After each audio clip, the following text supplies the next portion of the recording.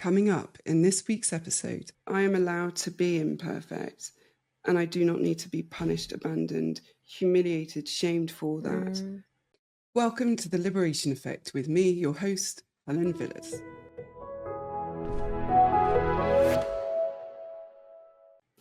Welcome back to The Liberation Effect. Today, I'm delighted to be joined by author, coach, and trainee psychotherapist Harriet Shearsmith.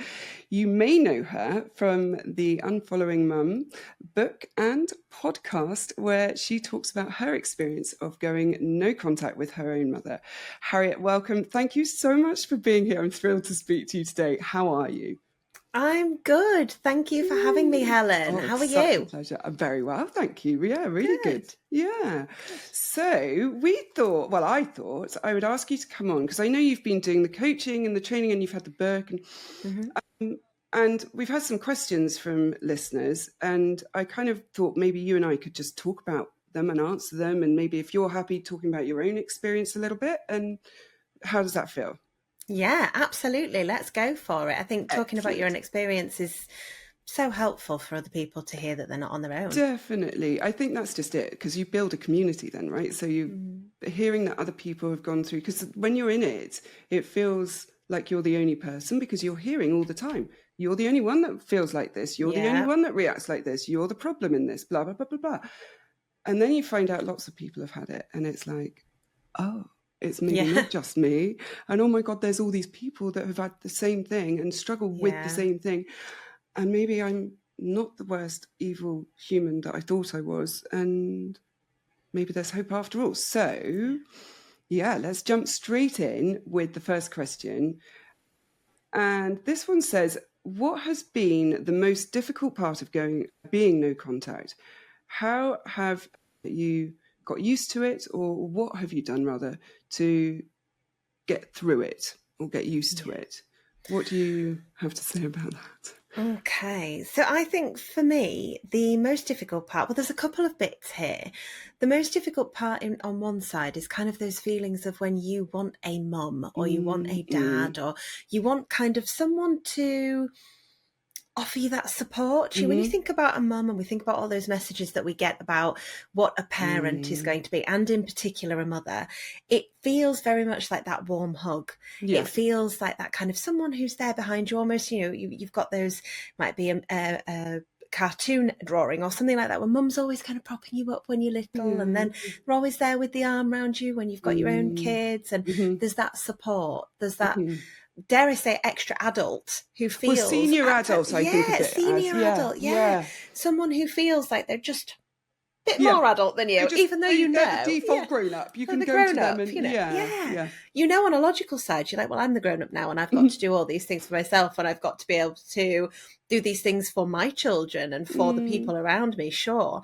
But it almost feels as if being able to lean back on that adult that's your adult, the person that you can still feel childlike around. And I think it's been really, really hard to not have that. And there are times in my life when that shows up and it feels quite prominent, and you think to yourself, God, I just really could do with a mum hug. And what I noticed is, as I've done my own healing work and as I've done my own learning, that's shifted from I really want my mum to I really want a mum. Ooh, that's the bit. And I think that's the important bit, isn't it? I feel like that's a big part there of shifting that, I want my mum, and being able to recognize that actually, no, that's not what I want, because of her limitations and because of the relationship that we had, to I want somebody who can help me bear that load, somebody who can be alongside with me, somebody who can be my default adult, who can be the support, that senior adult. That's what I want.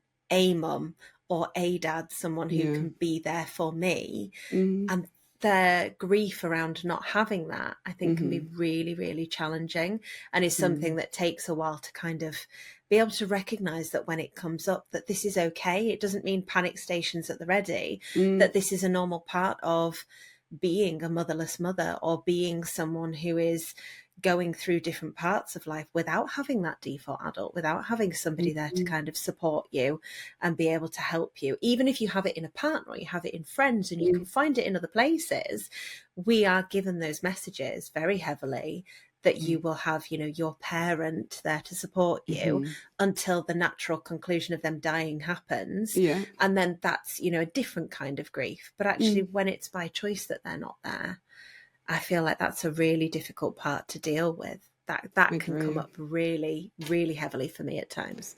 I agree, because it's that thing of when your parent actually dies, and having had one that has actually died, there's a lot of empathy and sympathy and understanding and help, and you get cocooned, or maybe you don't, maybe you get told to get over it because it's whatever. It's my own stuff, definitely. but the point being really that, like, when you go through that, it's really well recognized by society as a whole, not just as like individuals close to you. But when you go no contact, because you choose to do that potentially, or maybe you don't, maybe you're discarded even, there's no recognition of that grief. There's no word to describe it or to explain it. And of course, people think, well, aren't you better off without them? Well, yes, but it still bloody hurts, and it's still awful. And it's still, to even get to the point where I've had to make that choice is intensely painful. The road to walk down, and that thing I always say about nobody voluntarily orphans themselves without having gone through the absolute ringer, tried their very, very best to make it clear, to ask for boundaries, to be asked to be respected, to be given privacy and entitlement over their own lives and choices and everything else. Nobody goes to that place immediately of no contact. And it's, that bit's very difficult, that lack of acknowledgement. And you said something very interesting just then, which I don't know if you're aware of, but the thing you said was the leaning on, but you also said about being able to be childlike around. Yeah, I think so. I do feel like there is that. So in all of my other relationships, I feel very much like I'm kind of in that either adult to adult space or that parent to child, and someone else is in that role. Whereas I think, and I look at it when I watch my husband with his parents, or when I watch friends with their parents, there is almost kind of this defaulting back to, we are my parents. So like, for example, silly little things. It doesn't have to be in a big capacity, but silly things like my husband will walk into his mum's house and he'll go to the fridge and he'll be just have a little nosy as if to say, what's in there. And that's the kind of thing that my teen sons do. They walk in, they look in the fridge, like, has she shopped? No, she hasn't. Bloody hell. Close the door.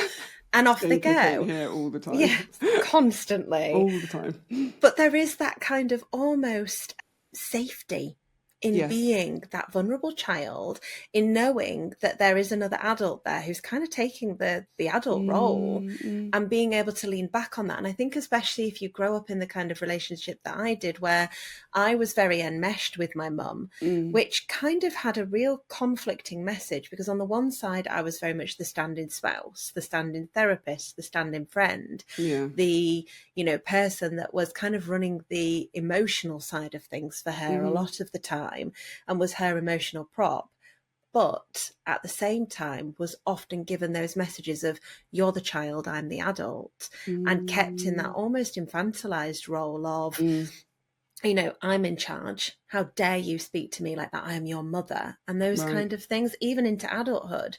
So I think coming away from that and actually breaking that narrative and having to really fully reclaim that adult part of me, that's been really difficult. And it's something that I don't think people talk about very often, because it's admitting that perhaps there's a part of you that doesn't necessarily want it, because it's hard.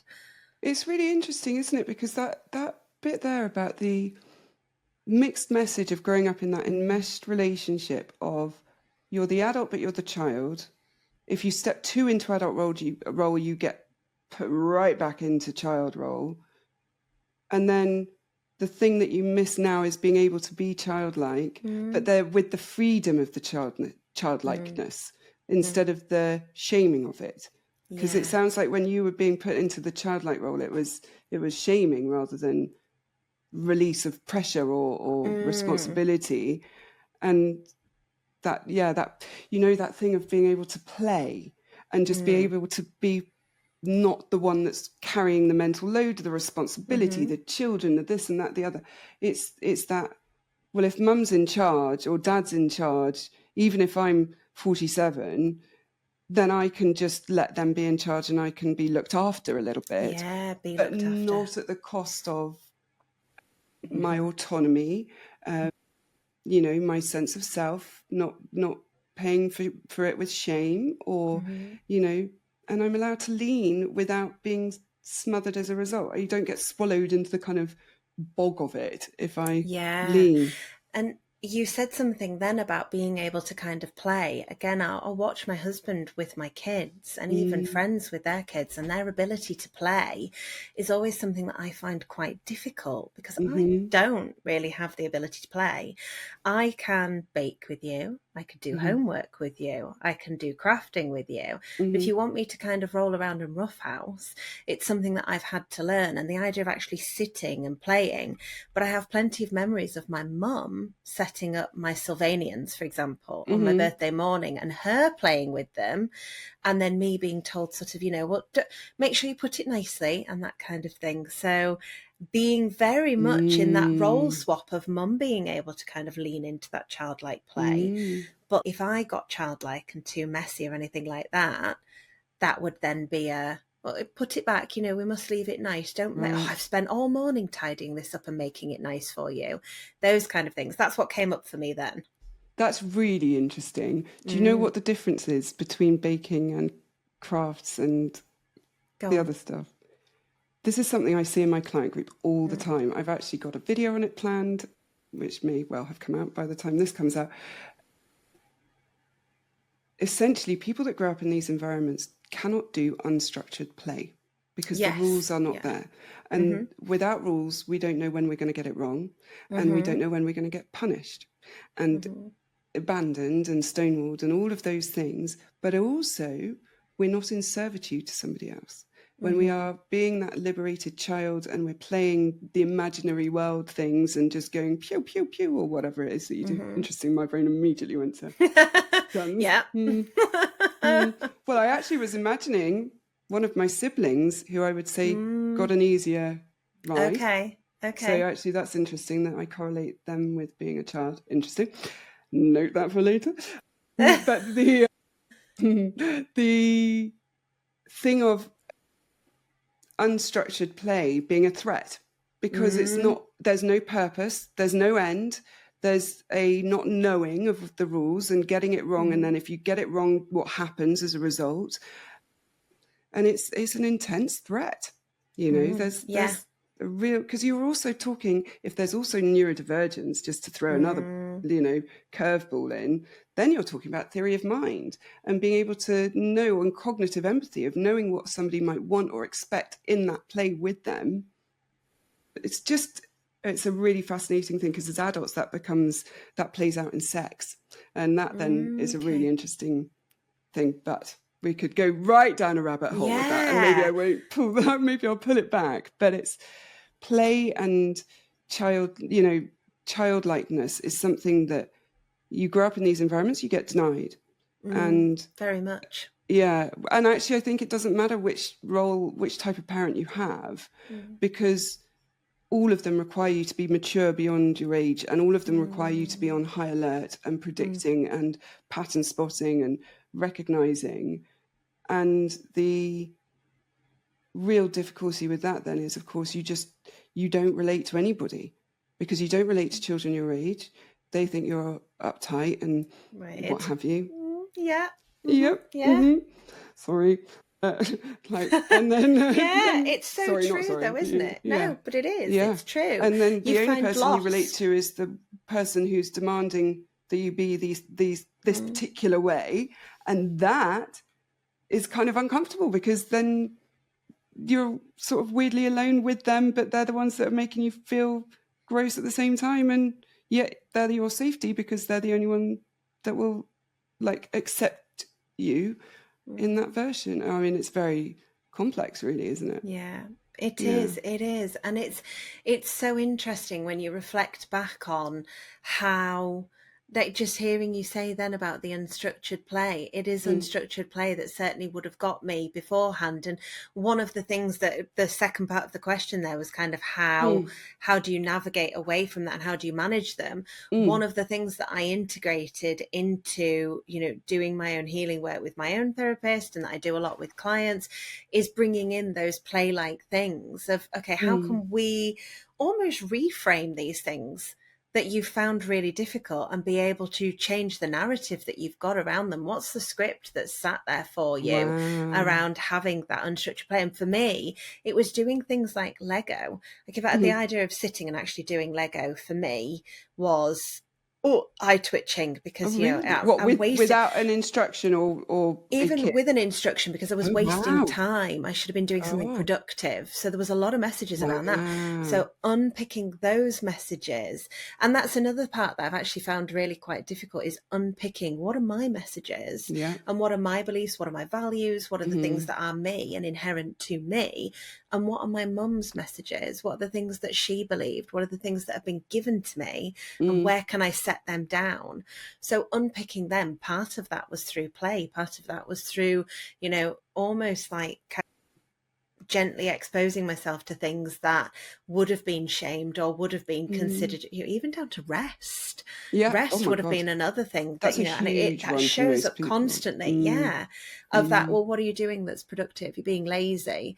But mhm, actually, interestingly, as I got older, and I remember when I was really struggling after I had my eldest, when my middle son was tiny, mm, I would be rushing around the house, filling my schedule with everything, so then I could be as avoidant as I liked, didn't have time to think about anything. mhm.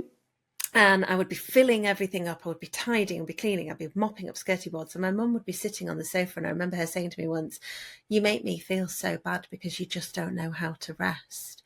And I remember at that time thinking, Wow. What a yeah, because state. of you. Jesus. Because of I you. mean, But at the time, I didn't oh have my the God. strength to say it. But there was, you just don't know how to stop. And you make me feel so bad because I'm sat here. So And I she just made you feel thought, bad for resting and then makes you feel bad for not resting yeah. because of, oh my hmm good Lord. It's all about Because her. she was resting, all about her. And that Mm, was really that was the difference, was that it was all about her. It was all about how mm, my actions would impact her. If I was resting too much, then, you know, I wasn't doing enough. But if I was go, go, go, go, go, well, then, you know, I was making her feel bad because she couldn't keep up with me anymore. unbelievable, isn't it? It's just that, and see, Mm, there's the shifting sands of you never know where you're going to get it right or wrong. never. So if you're not resting, you're shaming her by being hmm active because that's hmm what she's feeling. So she's Yeah. blaming you for her shame. But if you rested as a child, it was you being lazy and you being shamed hmm and putting all the pressure on her. And it's so, it's interesting you bring up the narratives thing because the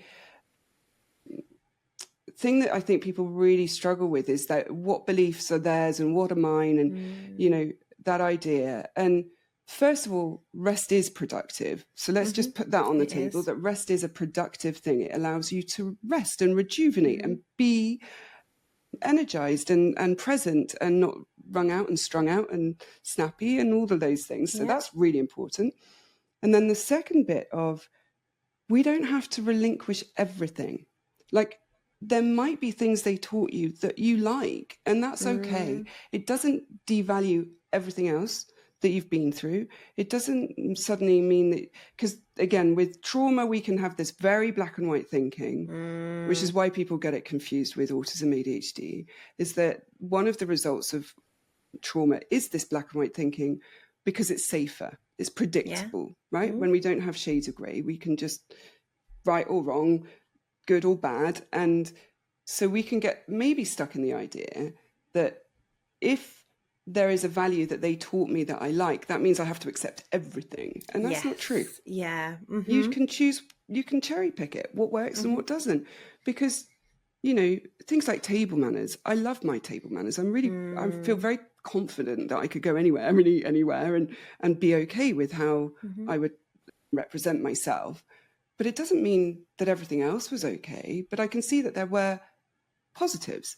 But Mm-hmm. it's just, it doesn't like counter or invalidate, Yeah. right? Yes, Yeah. yeah.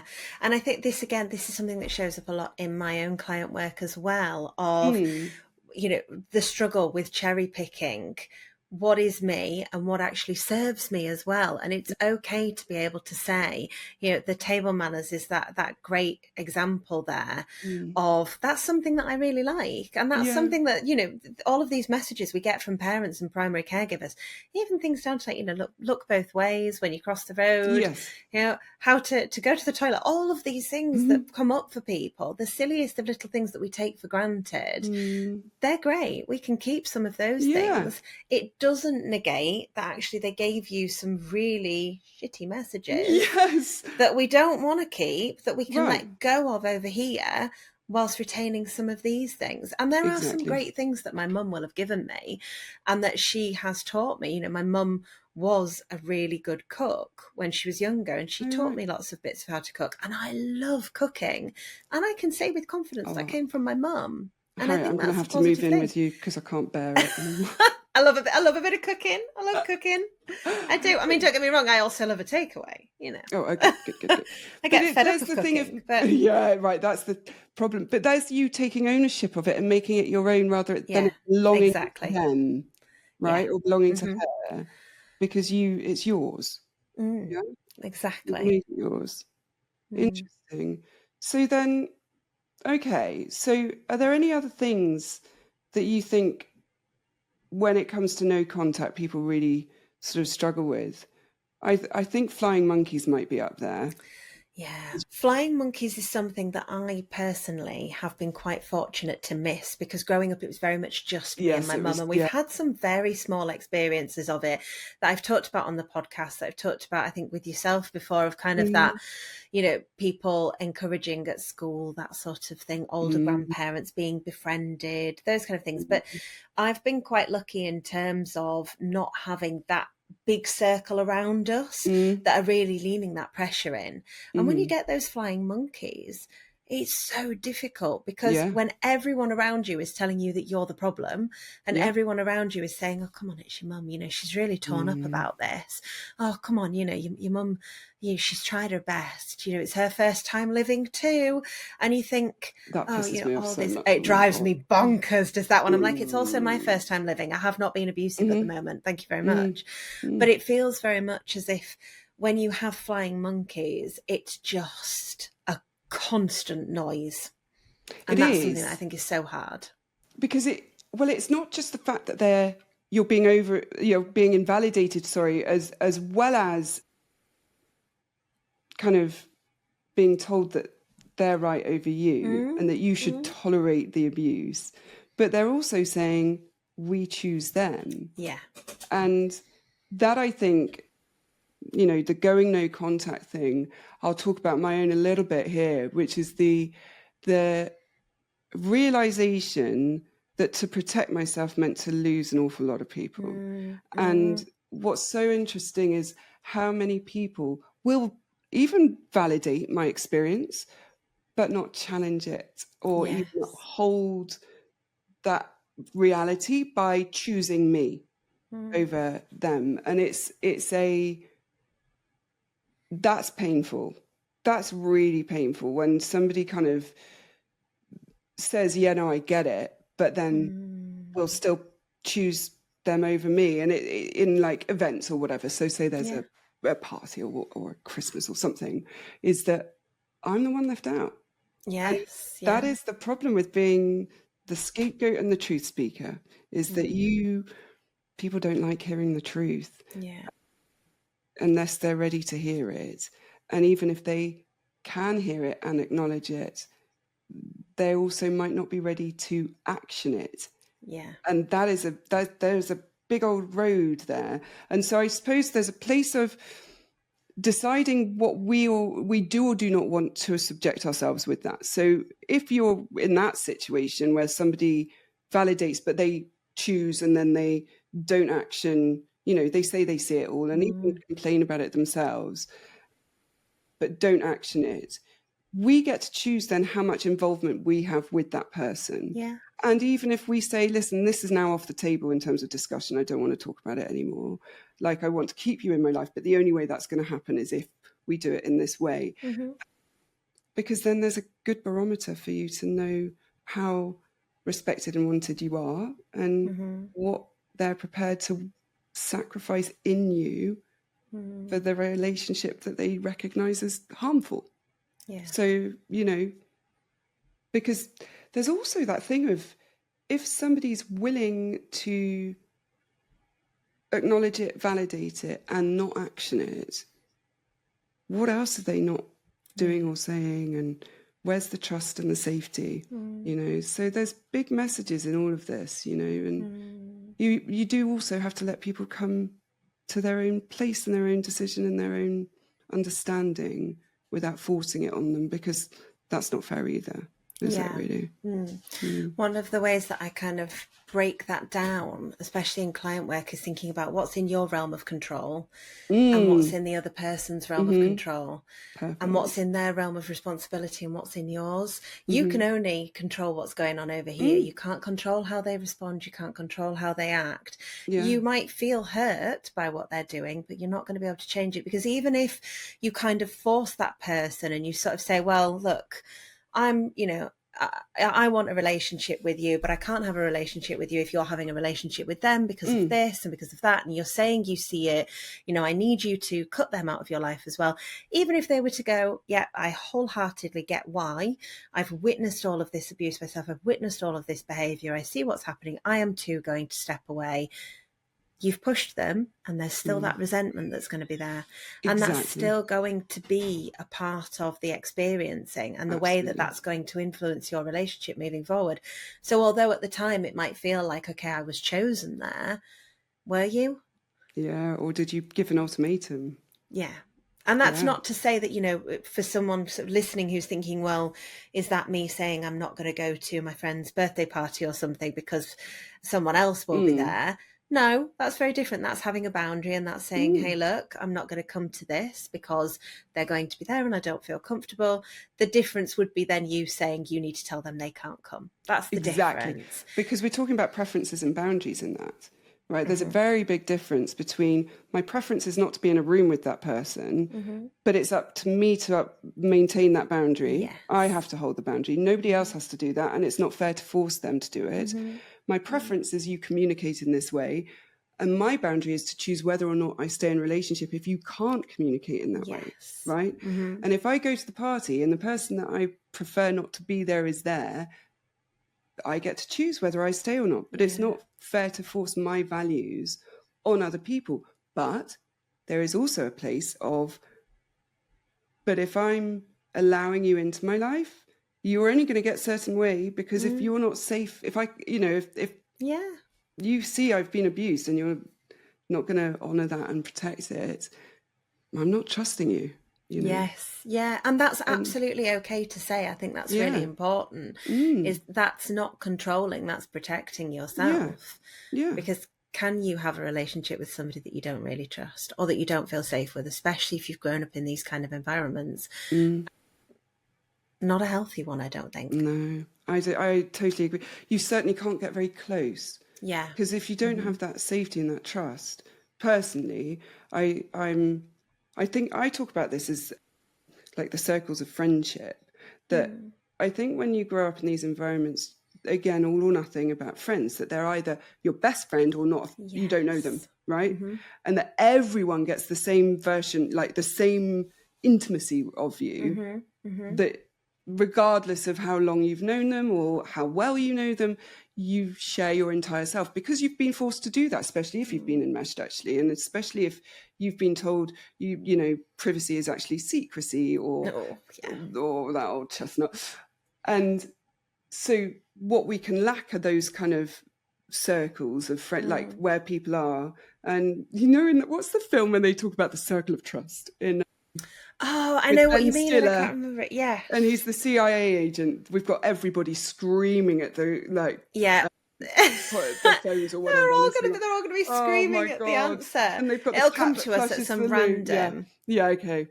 Yeah, it will come to us randomly. Meet the Fockers. Meet the Fockers. Yes, meet the Fockers. Yes. That's it. Well done. Yeah, meet the Thanks. Fockers. And that circle of trust, that is so true. You're in the circle of trust. But I really heavily relate to what you're saying there about everybody. Like, it was like a free-for-all. You come on in my circle of trust. Yeah. I've met you. I've known you for, the girls' bathroom, that old trope. Oh, but yeah. like I was a walking girls' bathroom. Everybody bring it in. No booze required. Everybody come on in. We'll all be best friends. You want my trauma, I'll share everything with you. And I am still a very kind of open-ended person, but I've done the work to support that now, that it will not impact me in the way that I think that free-for-all vibe was really impacting me, because everybody could just swoop in and there was no self-protection. And like you say, when you think about friendships, you have your acquaintances, you have your friends, you have your next people, and you gradually, the fewer and fewer people get to be in that really close circle of trust. And yet when you grow up in that enmeshed environment, you are absolutely right, everybody's either in it or they're out. And I also find it really interesting how quickly somebody would go out for me. There was, again, that black or white thinking of, I feel like, now you've hit that sore spot. There wasn't that ability. There wasn't that ability to rupture and repair. And I've noticed now in my friendships, I can have a rupture in a friendship and a friend can be like, well, okay, I think we need to talk about this a bit more. And I can be like, well, actually, I feel really hurt and this has happened. How do you feel? Oh, well, I feel this way. Okay, I hear you. Let's have a talk about it. Okay, cool. So let's move forward. What's our kind of plan for moving forward? We can have those conversations. Then, you've upset me. I'm not going to talk about it, but I'll slowly phase you out. There was no ability to prepare because I'd never had it modelled to me. Well, if there was a rupture, end of the world. When you had conflict, if you had conflict with your mother, what was the end result of that conflict? So generally, one of my mum's favourite phrases when we had a big conflict would be, that's it, me and you finished. We're done. Right. So it was from terminal. The age of about 4, and it would be terminal. And this is bearing in mind that, my dad and my mum separated when I was 4. So I was already down a parent because he wasn't the best. Right. So there's already that abandonment wound there. It's threat of abandonment every time you and I think comply. Every time there would be some kind of big rupture. Now, little ruptures, perhaps a little bit less forceful. It might be, being sent to a room or being, silent treatment, those kind of things that still have that huge impact. But a big rupture would result in that not speaking for a few days. That's it, me and you finished. I've never been so disappointed. I do remember her thinking it was absolutely hilarious that when I was about 5, we'd had a big rupture. I don't know what it was about because I was about 5. And I'd said, I want to go and live with my dad. And she called a taxi company and put me in a taxi. And I was hysterical, as she tells it. She thinks it's quite amusing. And the taxi driver eventually sort of said, I'm not... this is horrible, not happy with this. Oh my God. But she was quite happy for me to drive, she wanted him to drive me around the block. And I can never remember, it's been that long since I've heard her tell the story. I can't remember whether he did or whether she just let me get out. I think she just let me get out. But so those kind of really strong messages that even into my adulthood, my mum would think was quite funny, like, that really showed you were never going to say that to me again. And I was like, no, I wasn't going to say that to you again. I also was never going to think it, that I wanted to go and live with my dad. My dad became the enemy because to even conceive that I could possibly want a relationship with him was that threat to my safety. Isn't it interesting? I really noticed your language. Where making the taxi driver drive around the block, letting me out of the car. Look at all the power that you were attributing. So much.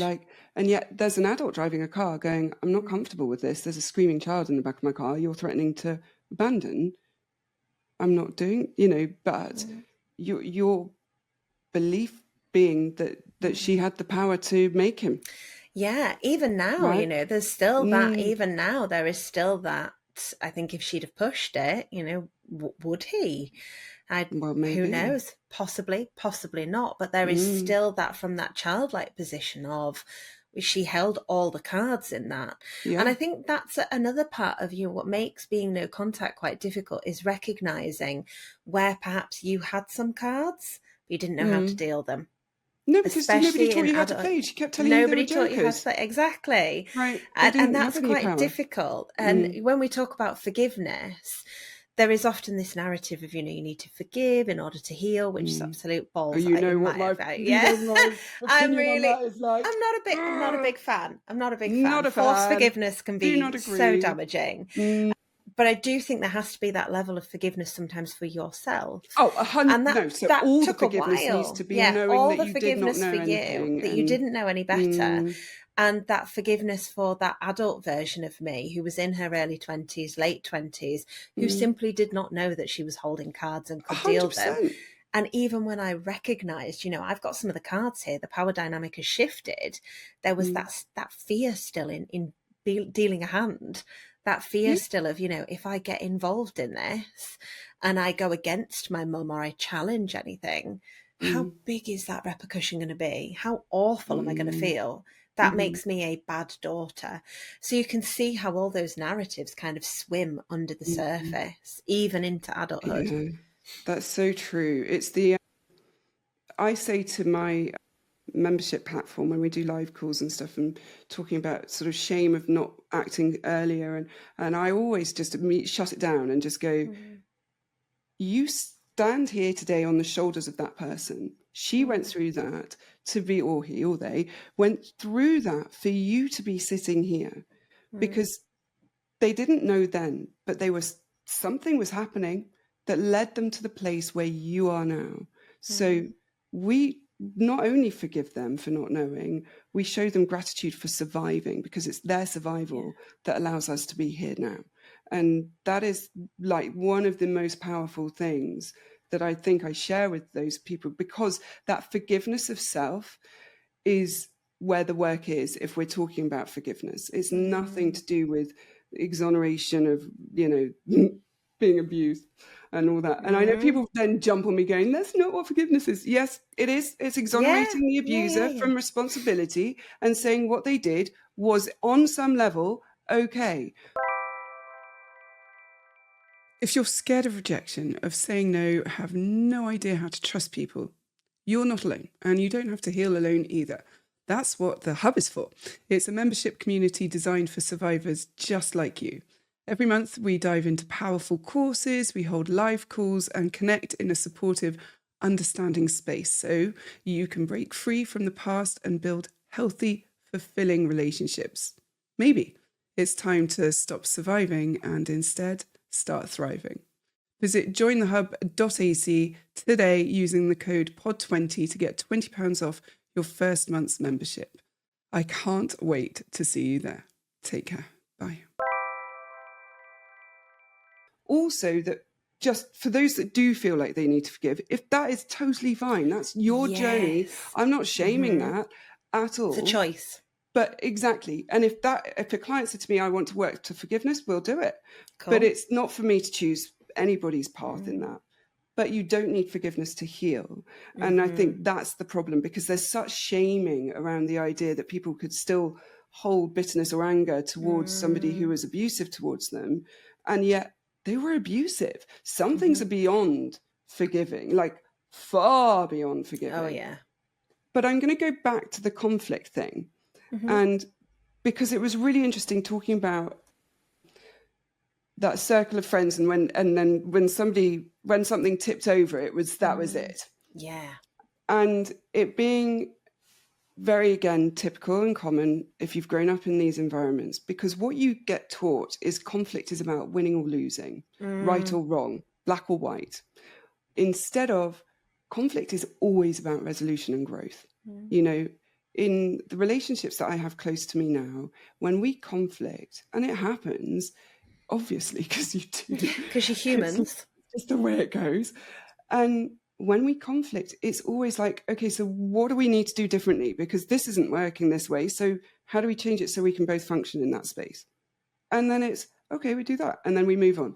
And it's a hugely different experience for me, because in my experience, like you, it's always been terminal, that conflict was always about being browbeaten and put back down into my place with inverted commas. and being reminded who really does hold all the cards, and that my cards can be taken off me very, very quickly without my consent, and they get to choose whether or not I get them back. So yeah, it's the thing of conflict isn't about winning or losing, it's about resolution. But you grow up in these environments and it's a terminal situation, it's abandonment, and it's threat. But learning to conflict healthily is one of the most important things you can do as a result, you know. And I think for me, one of the biggest kind of learning curves, and I have a whole section of it in my book, is about rupture and repair with your own children. Because part of unpicking that rupture and repair and it being terminal, that's been a huge part of parenthood for me, of, you know, being able to show them and teach them that, yes, we're going to have these ruptures, because you will have huge ruptures. Of course. With, particularly as you're, you know, I've got teenagers now, I mean, and as they're same. really stretching for their autonomy, that's my job, to stand in a place of being able to support that with structure, with boundaries, which they hate, because boundaries are, you know, their whole purpose Control. is to push against it. Yeah, their whole thing is to push against those boundaries.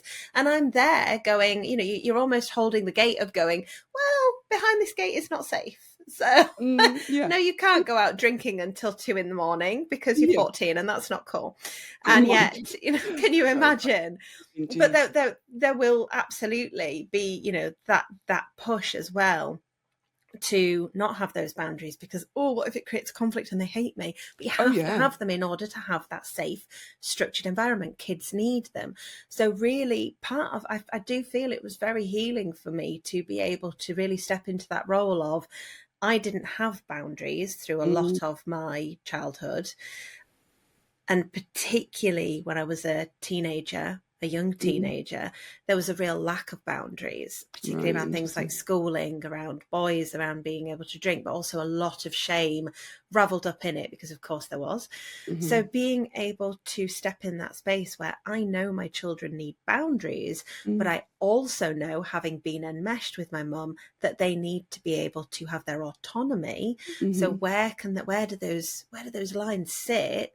That's been a really interesting part of learning that rupture repair cycle, and of being able to lean into it, because there are absolutely ruptures over boundaries, but also the repair, and as well being able to apologize as a parent, because I never had that growing up. You know, if any apologies came from my mum, they were so begrudging, and, you know, she might say them, but it would be more kind of said in a, I'm saying this so that I can throw it back at you later that I apologized. Yes, it wasn't genuine. They were so begrudged. It was like if it was the physical manifestation of someone saying it through gritted teeth with clenched backside, like, there was a real kind of, I do not want these words to come out of my mouth. And usually it would be, I'm really sorry that I did that, and you say you felt that way. And you'd be like, so close. Oh my God. Such a solid attempt. Close. And then you blamed me for my feelings in response to your behaviour. You ruined it. But you tried. Hey, you tried in a very roundabout, very bad way. So yeah, being able to do all of those things with my own children, I think I found that really healing as well. That has healed a part of me. And when I talk about, you know, being that parent that you needed, that's what you needed, was a parent that saw you as an individual, and could be able to love you and respect you for you and who you were growing into, whilst also being able to say, okay, you know, I'm holding the line for you. You've got this support, you've got this structure, you've got these boundaries, and it's okay if we have these ruptures because we can repair them. How can I model that to you? So, It's amazing, isn't it? Because, yes, I have a teenager now. I've had 3 before him, but they were sort of steps or fosters, so they weren't like full time. But they gave me enough of a baptism, so I knew kind of what might come my way. And actually, I've been very lucky. And I say lucky in the it just likes playing on his computer, so he doesn't really, you know. And that's brilliant, like, for me. But there is another part of me that's going, would you just rebel a bit? Like, what is going on? Okay. Like, go on, go out. And I was talking with a friend of mine, and they said, oh, he's not very rebellious. And I said, he's got nothing to rebel against. He has all the freedom and autonomy that he wants. If he wants to sit in his room, I mean, he can. There's still certain things that are expected of him in terms of helping with the house or, you know, whatever it might be.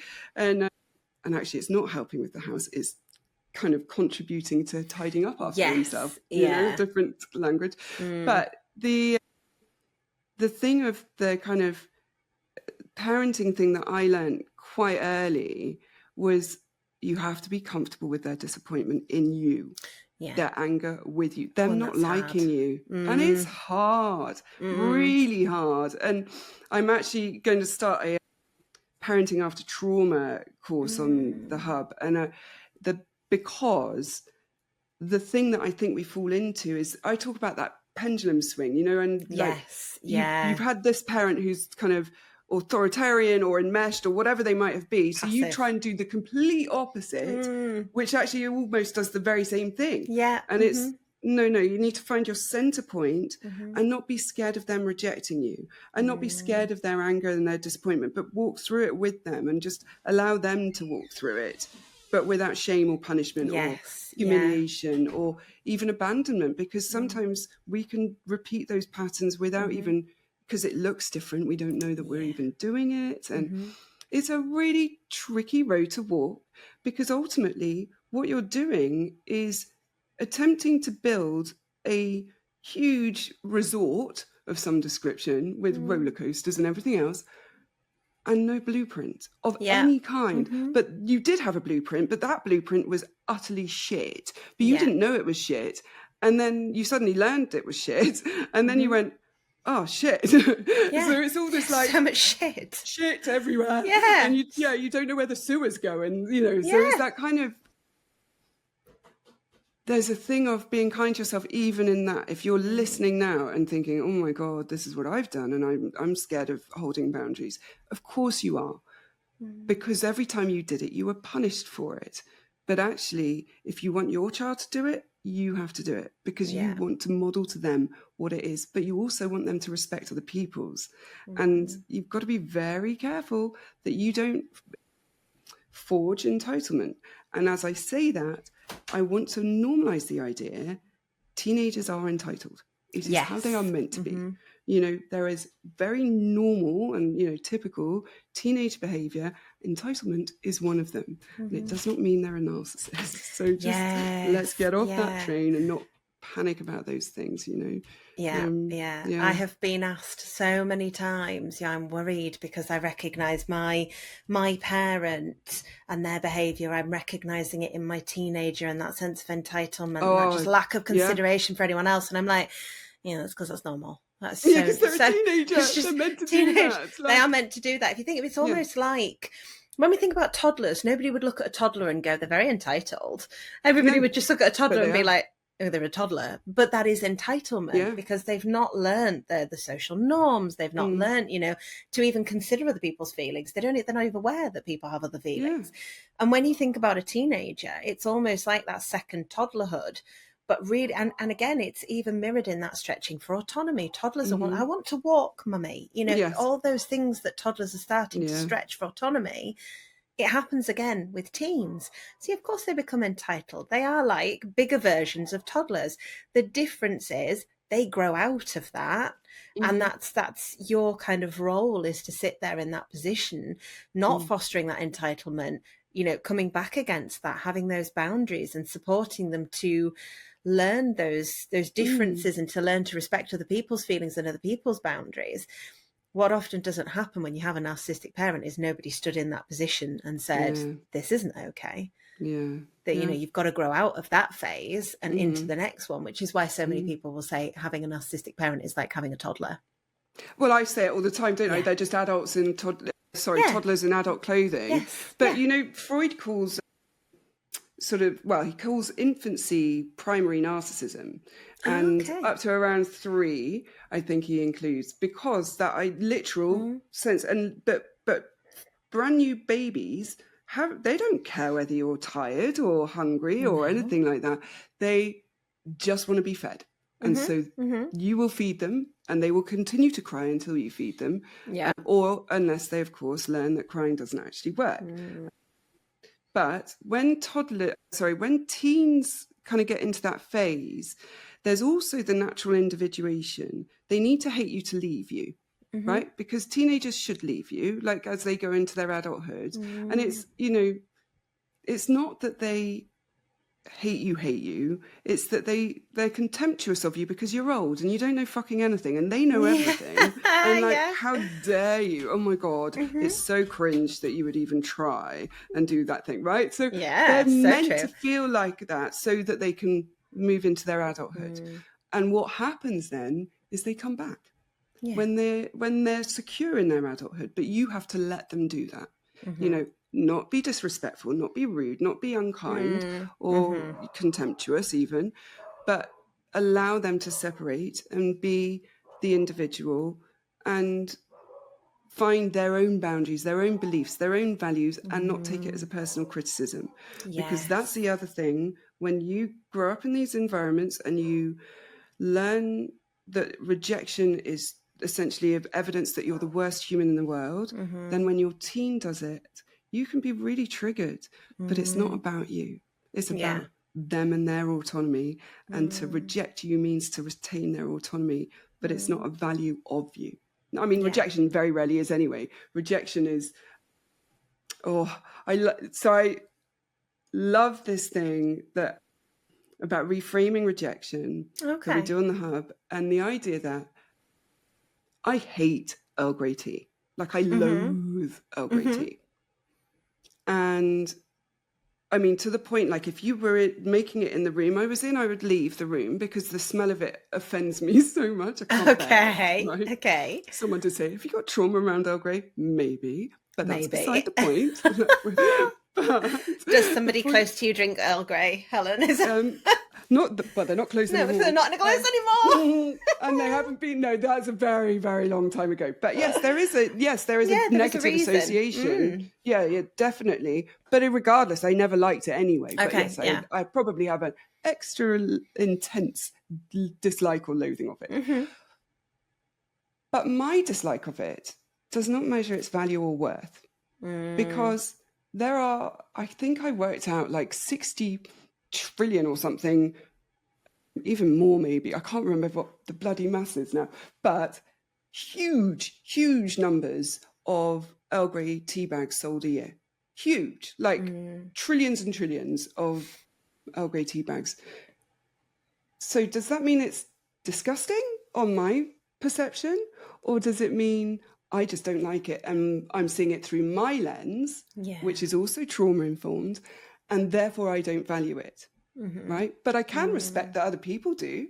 It's just that I don't want it, right? And this is the thing about rejection, is that when we grow up in these places, these environments where we're taught that rejection is the worst thing and it's the measure of everything of you, what we then can equate that to is that everybody else gets to decide our value and our worth. And they somehow know all our inner working and all our motivation and all our values and beliefs, which we probably don't know ourselves at the beginning of the whole journey. But the point being that we end up seeing rejection as evidence of our disgustingness, our worthlessness, whereas nobody knows you that well to be able to make that decision about you, right?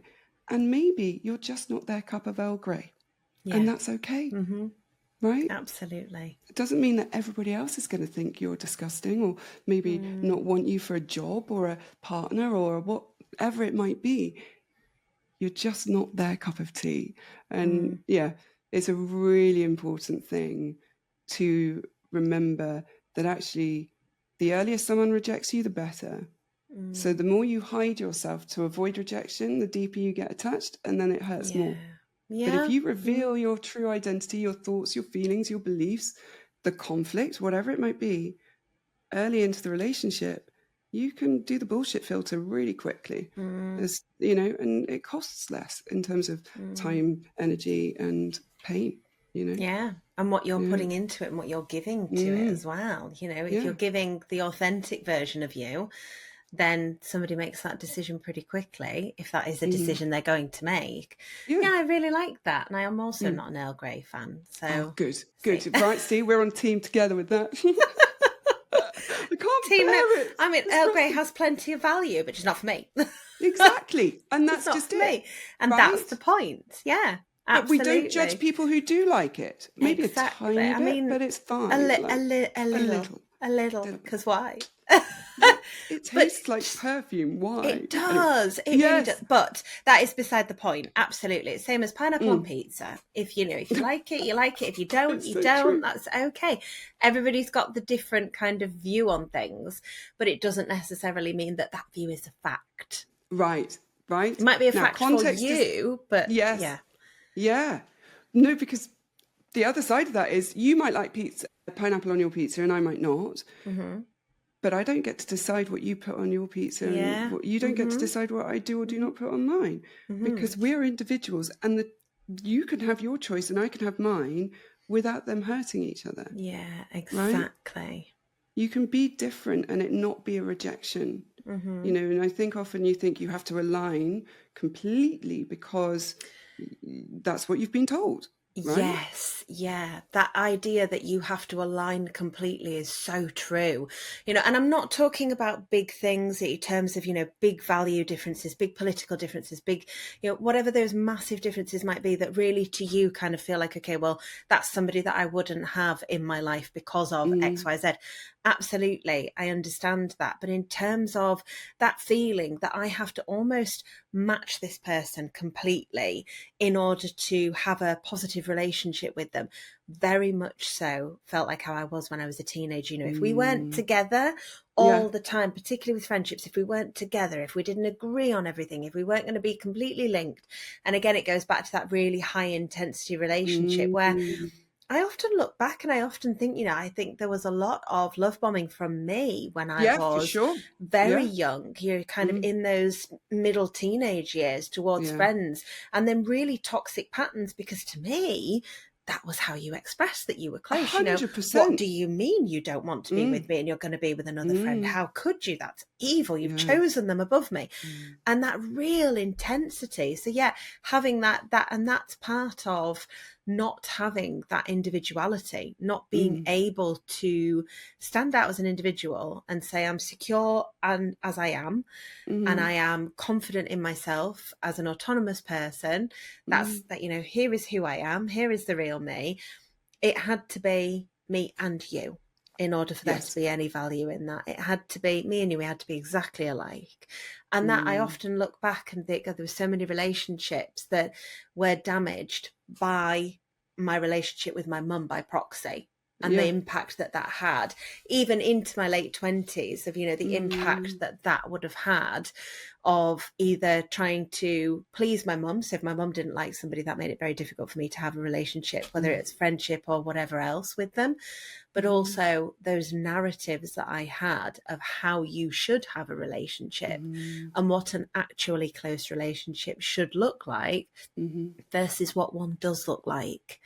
They were very different things back then, very different. Which also explains why, if somebody in your circle, when there was no degrees of separation, did anything that conflicted any of those things, they were out immediately. Because if all relationships are built on a total alignment, then when they don't align, it's terminal again. We're talking about that. The safety has gone because the bubble has burst, and all of a sudden, we're not the same person. We're not the same. I haven't met my soulmate, the person that's going to actually save me, heal me, help me, view me, see me, validate all of those things that we're looking for that we probably needed in childhood and didn't get. And also noticing what you described being the repeating relational pattern of what you'd experienced with your mother, of this is what relationships look like. And if you really love somebody, then you are totally bonded and bound to them, and you don't have different opinions. You don't disagree. You don't have a preference for, I don't know, mushy peas over gravy with your chips or whatever it might be. You all do all the same all the time, or it's not a proper relationship. You don't really love them. And I mean, it's so damaging. It's just so awful. But I think if I actually did ask this in a live call the other day, because someone was saying that, you know, it was quite a lot of shame that they were feeling like they had been quite toxic in relationships. And I said to the wider group, you know, hands up if prior to therapy you were toxic in relationships. And I put my hand up, like, of course. Yeah. Like hands, everyone put their hand up, because that's the other part of the healing side, and the going no contact, the kind of finding who you are without that parent telling you who you are all the time, whether that's good or bad or whatever it might be, is acknowledging that, yeah, before I really knew, I was toxic in relationships. I know I was. Like, it was the push-pull, the authoritarian stuff. I did all those things. I matured out of it to a degree, but it was still probably quite present. But it also was conflict, or misalignment was, again, evidence that we weren't actually together or whatever it might be. Yeah. But that makes us so intensely vulnerable, because you're not showing yourself. And so all you're getting is somebody who is enjoying you keeping small. And when you stay small, or when you feel like you have to shrink to make other people more comfortable, the way you can be abused in that is horrific. And I would say that only stopped for me probably mid last year. The idea of, like, not apologizing for, I don't know, being clever even, or like, you know, being a little mine of information and loads of weird little hobbies and stuff, like just not hiding those bits of myself, being kind of hugely risky, but also very revealing. And that is only a good thing, because it's also a relief as well to be able to step into who you actually are. And yeah, it's an amazing thing, really, but it is hard. So going back to that question, what has been the most difficult part of being no contact? And I wonder if it's finding who you are without them telling you, and grieving all the griefs and the unfairness and the injustice. And I wonder if, you have anything to add to that. I definitely think, finding out who you are without them telling you who you should be as well. The should, you know, a lot of should comes up a lot in my client work. And it's really interesting when you unpick the should, that message that's been given to you, something that you've been taught to think about yourself, not something that you necessarily align with, but you've never questioned it. So I do think one of the most difficult parts has been that unpicking who I actually am, free from the should, and also giving myself permission to constantly change and to evolve and to grow. You know, there would be a lot of, you've really changed, like that was a bad thing kind of messages. And I think, well, yeah, of course I've changed. I'm a 30-year-old woman. I'm not in my early 20s anymore. I'm not a teenager. I'm not a baby. So of course I've changed. Of course I've changed. I've grown. I've adapted. So giving myself permission for that growth, I feel like that has been a huge part as well. That is phenomenal. That kind of allowing yourself to be imperfect. That's what you're doing there by allowing yourself growth. You're saying, I'm not perfect, which would have cost you everything when you were growing up, right? Oh, yeah. Potentially. And you know, the idea of saying, I am not perfect. I am allowed to be imperfect. And I do not need to be punished, abandoned, humiliated, shamed for that. You know, I do a values card exercise, which I might have to tell you about another time, probably. But basically, you sort through the values and you look at what's good and what's important, what's not important. And then there are two other piles, and they are shoulds and wants. What do I want to be? And what do I think I should be? And when we do the should pile, who does that belong to? Because it's not yours. Yeah, whose narrative is that? Who's where does it, is it society, parent, school, friend, partner? Where is that coming from? Because if it's a should, that's somebody else's expectation that you are living up to in order to be what you think measures up to be a good human or partner, whatever it might be. So yeah, I love that. Eliminate the shoulds, man. They are the controllers. Those belong to other people, and it's the same as shame. I remember years and years ago, should was taught to me by it was a coach who I was doing my training with, and it was should is a scolding word. If you ever say should, notice it, because you will be scolding yourself in some way. And that's really stuck with me. Should is that expectation. It is the kind of the whip with, you should. And it's really stuck with me as noticing your shoulds. Whenever you're saying a should, you're probably scolding yourself. So take note of it. So I don't want to go on massively about it, but talking with a friend of mine who did not grow up in this environment. Okay. Our chat is maybe 3 years old in the WhatsApp. Actually, the last year is not, but because it's on those, the auto delete thing. But I noticed to them, you never use the word should. Oh, I've never really noticed that about myself before. And I was like, yeah, but you never do. He says, no, I do have, want, need. Either I have to, I want to, or I need to. Then he went back through our chat. There were nearly 2,000 instances of the word should over the 3 years. And they were all but four belonged to me. You. There you go, you see. But so it was amazing, because then we started talking about it, and he said, well, no, because I don't do shoulds. I either want to, or have to, or I need to. So then I challenged the Facebook group. Right, this is every time you notice you say should, ask yourself why. And do you want to, need to, or have to? And then my supervisor took it another level and said, and then you add on, because I obviously went to her and was like, oh my God. And she went, and then you add, I choose to, I love to. Oh, and it was like, okay. Okay. Yes. Amazing, right? Yes. So there we go. There is the challenge maybe for this week, is that everybody should notice. There's my expectation. Notice your shoulds. Notice your shoulds. Because they belong to other people. As do. Does shame, but that's a whole different conversation. Oh yeah, that is a whole podcast episode on its own. Shame has so much to answer for. Yeah, we will schedule that in, because my God, it's Thank you, Harriet, so much for coming on today. And this, I mean, every time I speak to you, we could go on for hours and hours and hours. We could. Where can people find you, your book, and your podcast and everything? Okay. So you can find me on Instagram at Harriet Shearsmith. You can find me on TikTok at It's Harriet Shearsmith. You can also find the Unfollowing Mum community on Instagram at unfollowing_mum.